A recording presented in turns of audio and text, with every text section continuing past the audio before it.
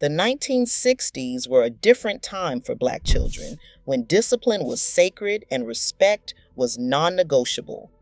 Entire communities raised children who knew their place. But what made this era so different? Here are 25 reasons why Black kids did not talk back in the 1960s. Mama's look that stopped you mid-sentence was something every Black child in the 1960s knew intimately. Before a hand was ever raised, before a word was spoken, that look communicated everything. It was a narrowing of the eyes, a tightening of the lips, and a shift in posture that told you exactly where you stood. Children learned to read that look before they could read books. It did not matter where you were or what you were doing. That look could reach across a crowded room or a church pew and freeze you in place. Mothers perfected this silent communication because it allowed them to discipline without making a scene, maintaining dignity while still correcting behavior. The look was often followed by a conversation later at home, but sometimes the look itself was enough.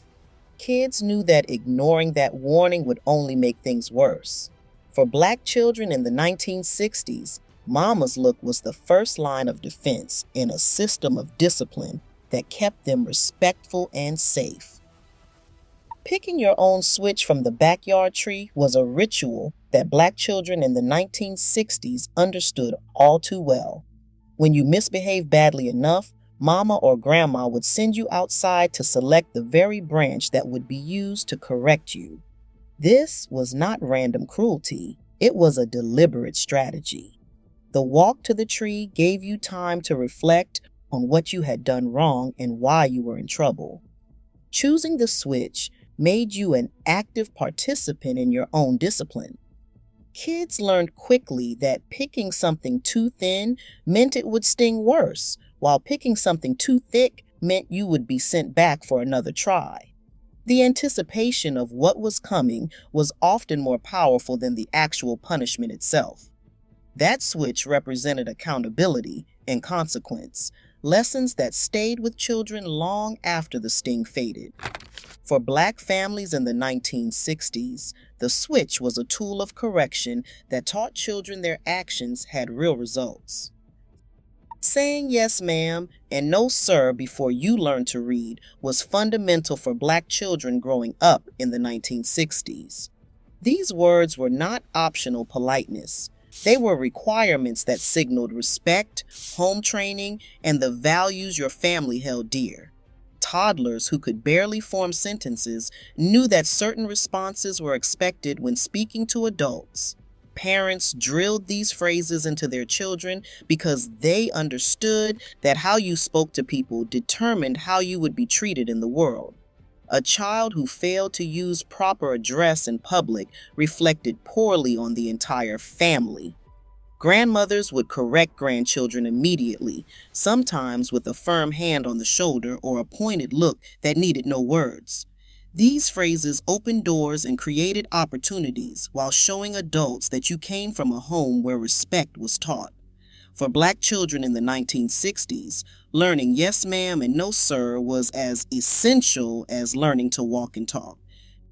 Neighbors who had full permission to correct you on the spot were a cornerstone of Black community life in the 1960s. Every adult in the neighborhood functioned as an extended parent with the authority to discipline any child who stepped out of line. If Mrs. Johnson down the street caught you misbehaving, she had every right to scold you, pop you, or march you home to your parents. There was no running to Mama to complain because Mama would ask what you did wrong before she questioned the neighbor.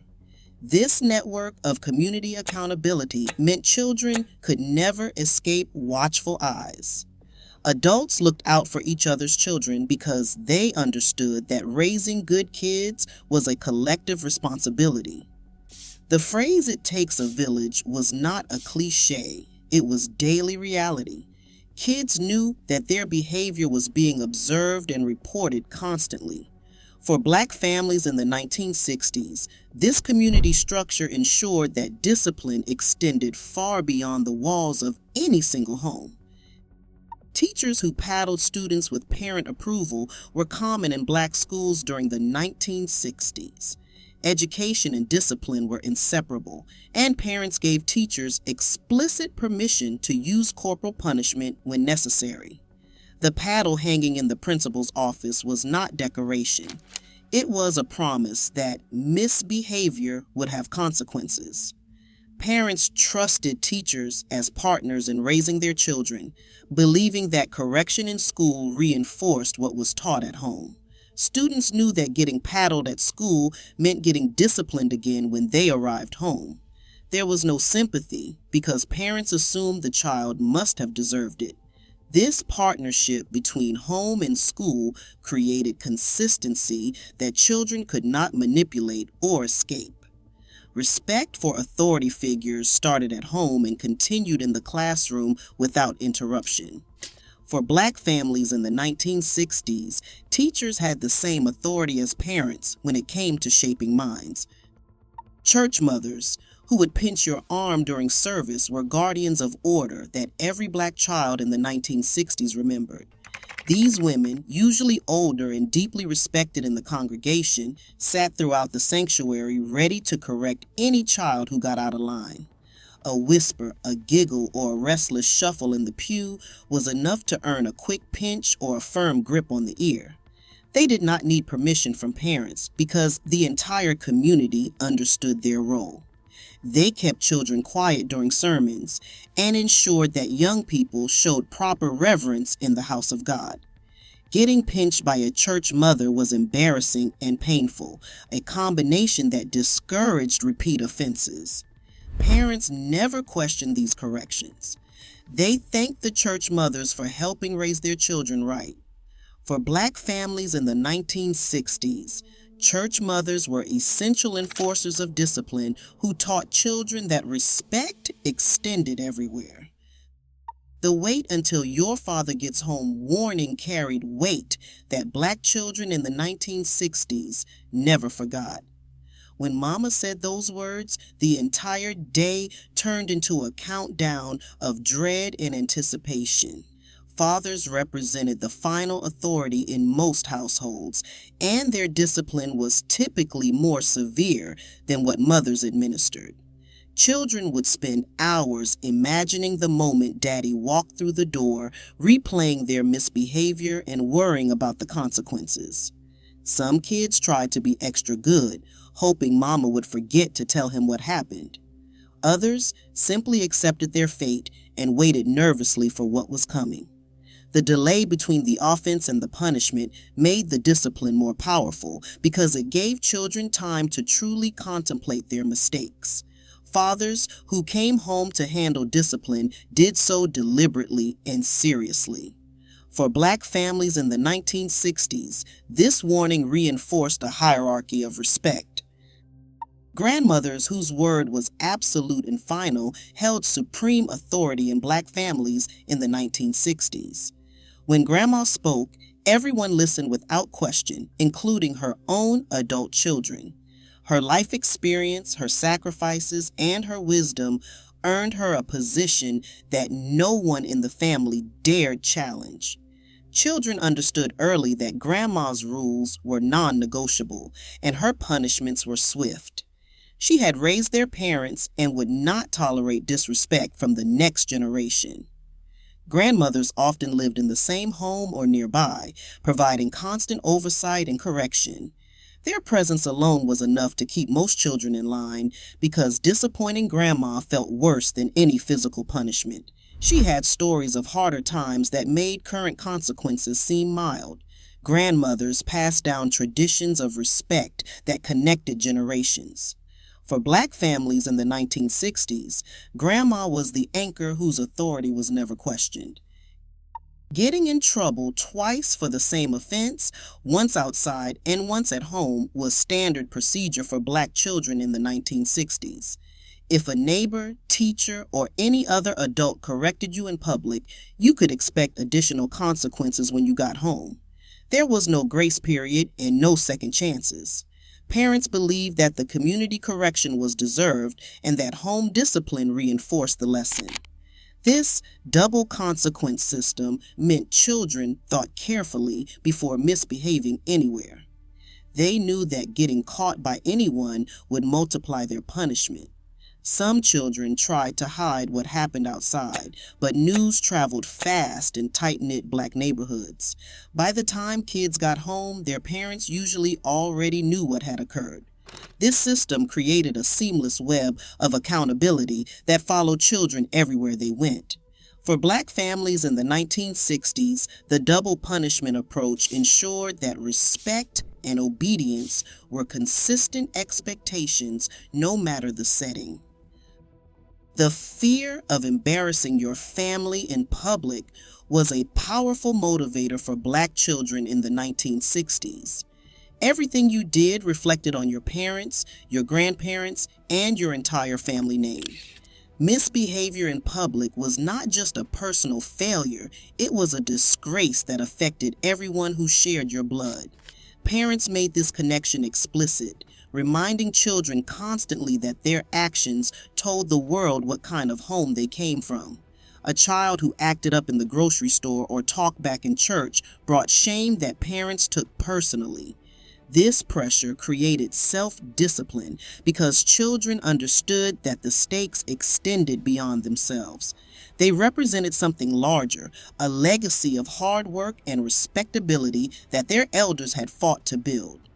Knowing that your behavior could undermine everything your family stood for was enough to keep most children in line.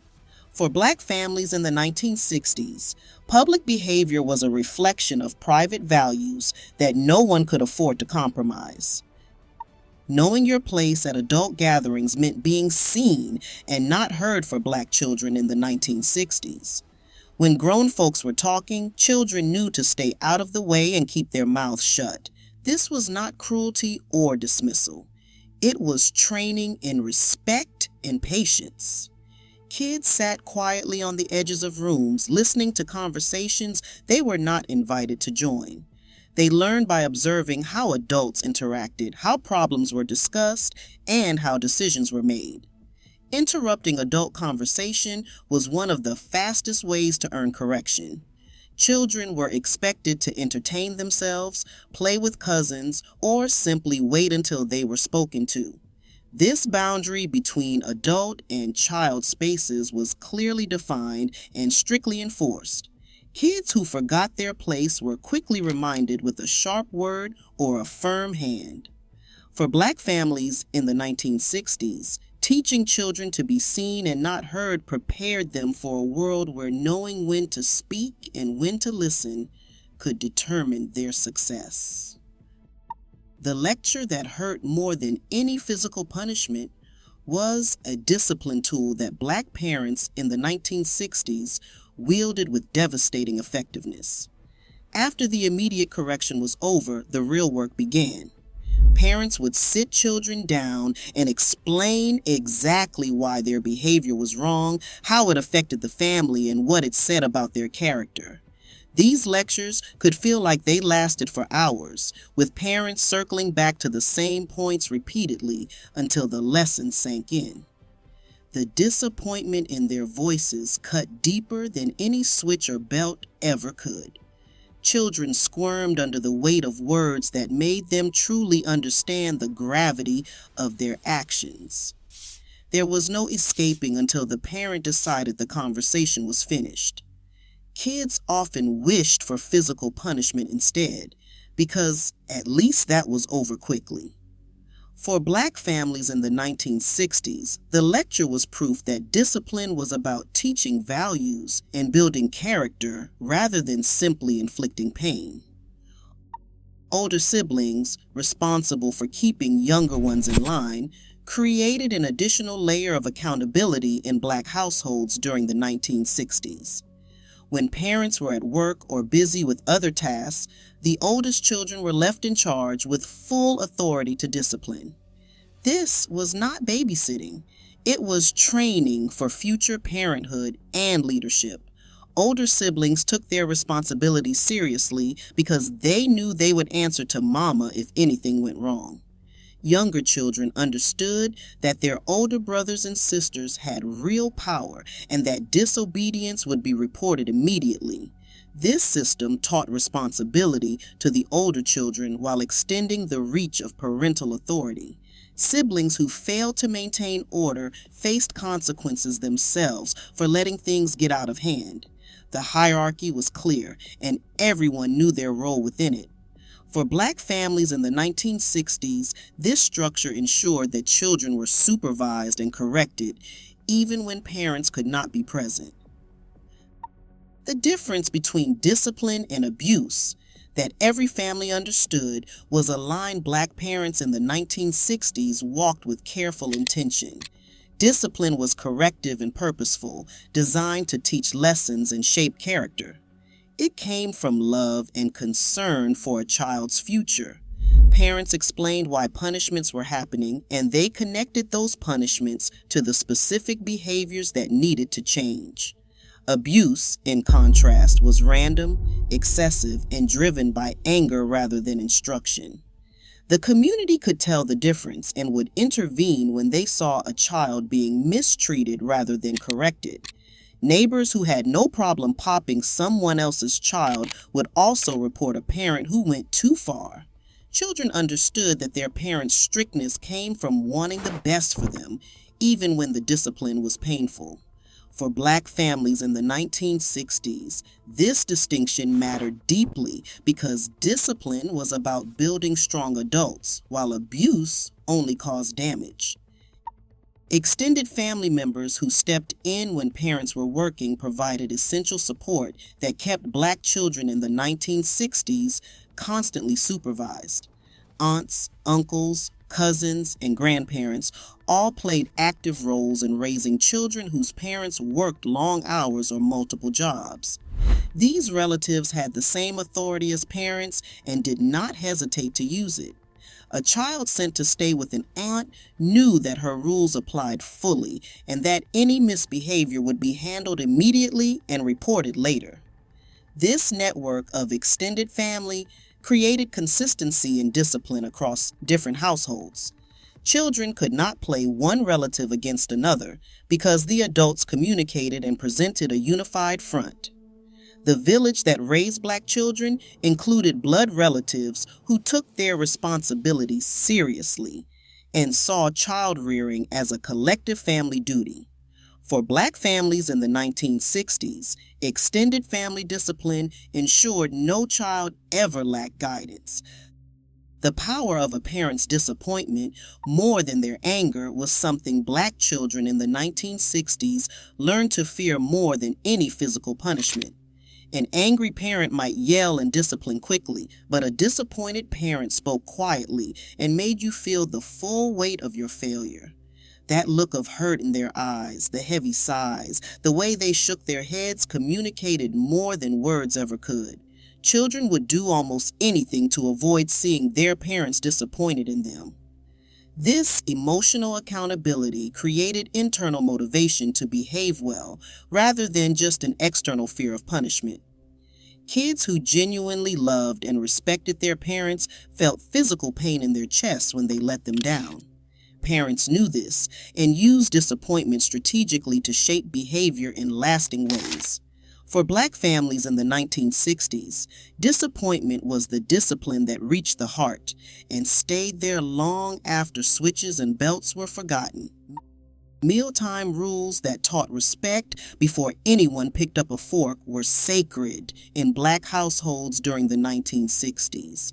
Dinner was not just about eating, it was a daily lesson in manners, patience, and family hierarchy.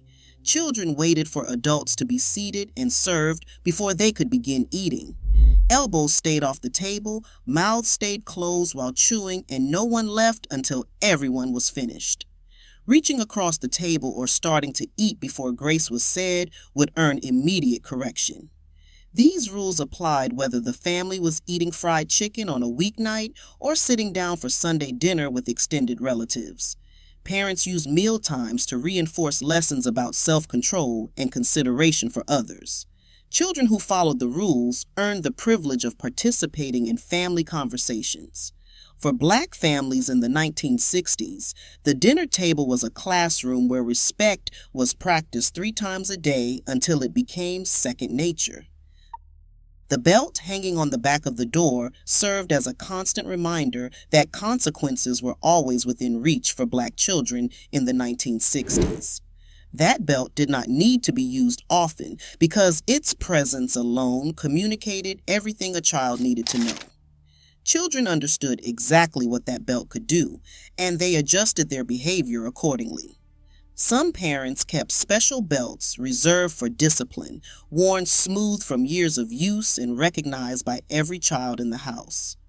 The belt represented parental authority, made visible and tangible, a symbol that could not be ignored or forgotten.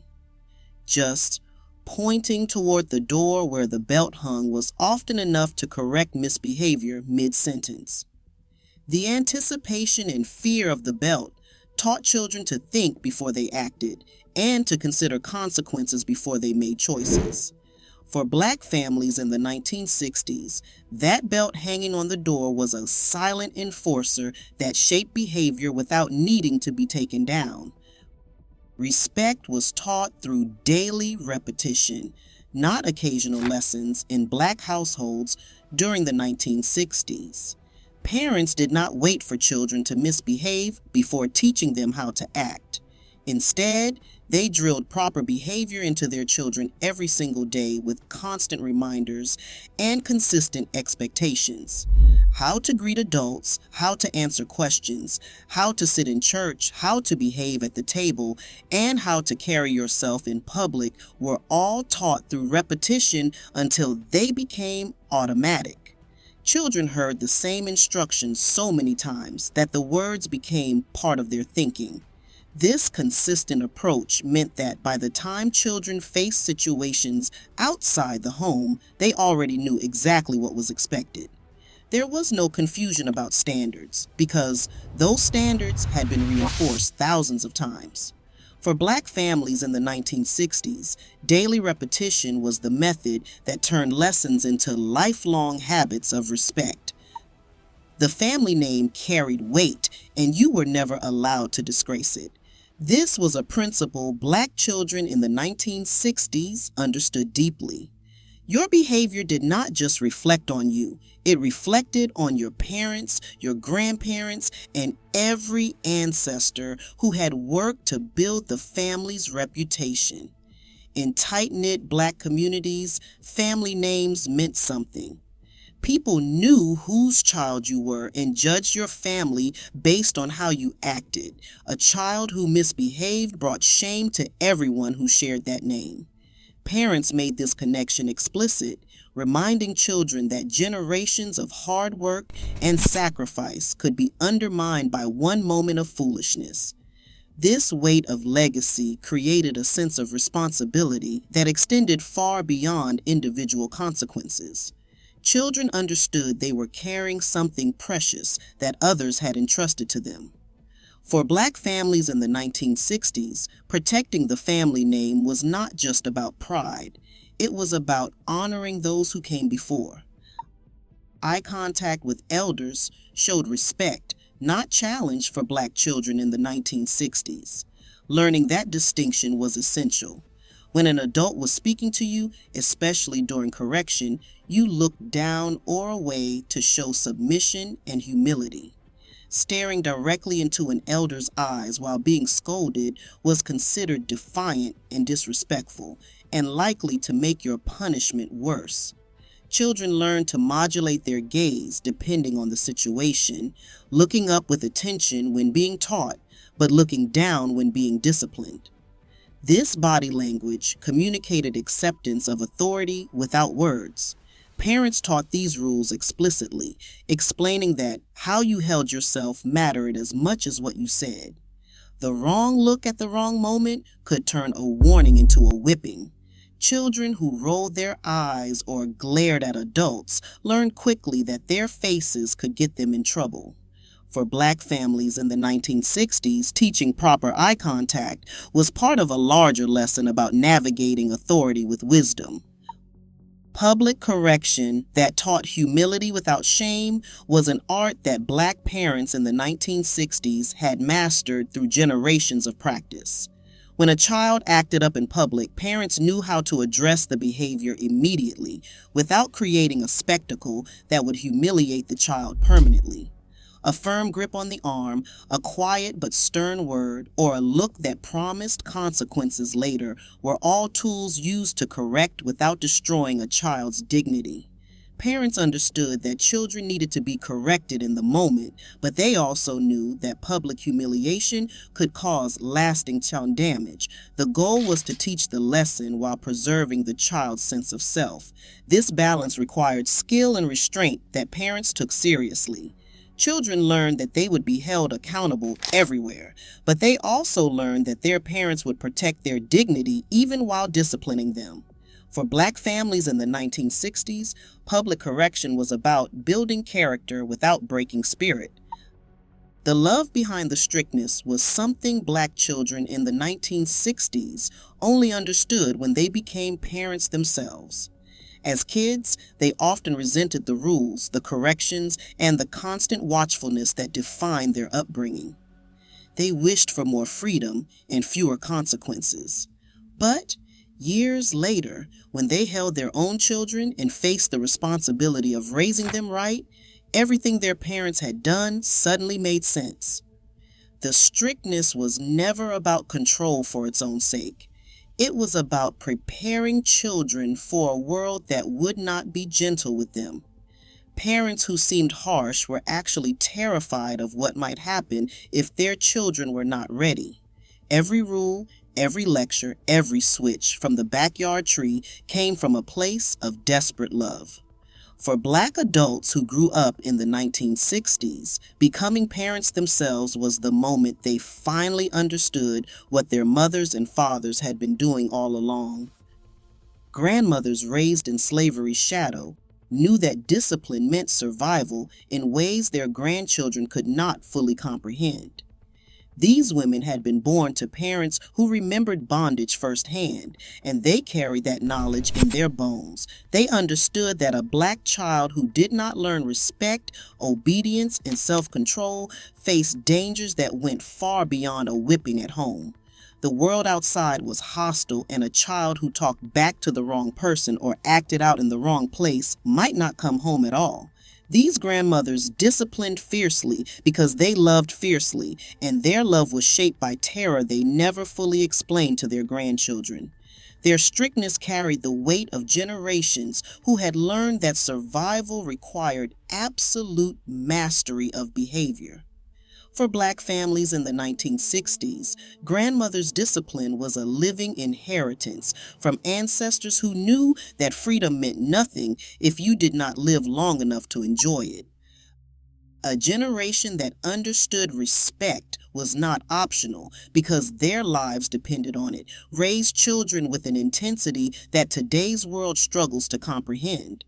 Black parents in the 1960s were not strict because they enjoyed punishment or because they did not love their children. They were strict because they knew exactly what happened to Black people who forgot their place in a society that was waiting for any excuse to destroy them. Every lesson in respect, every correction, every reminder to say, "Yes, sir," and "No, ma'am," was survival training disguised as discipline. Parents who had lived through lynchings, beatings, and humiliations knew that their children's lives might one day depend on the habits drilled into them at home. The discipline of the 1960s was love expressed through fear, hope wrapped in strictness, and protection delivered through consequences. For those who lived it, the discipline they received was the reason they survived to tell the story. Which of these lessons resonates most with you? Drop a comment, hit that like button, and subscribe to keep these memories alive.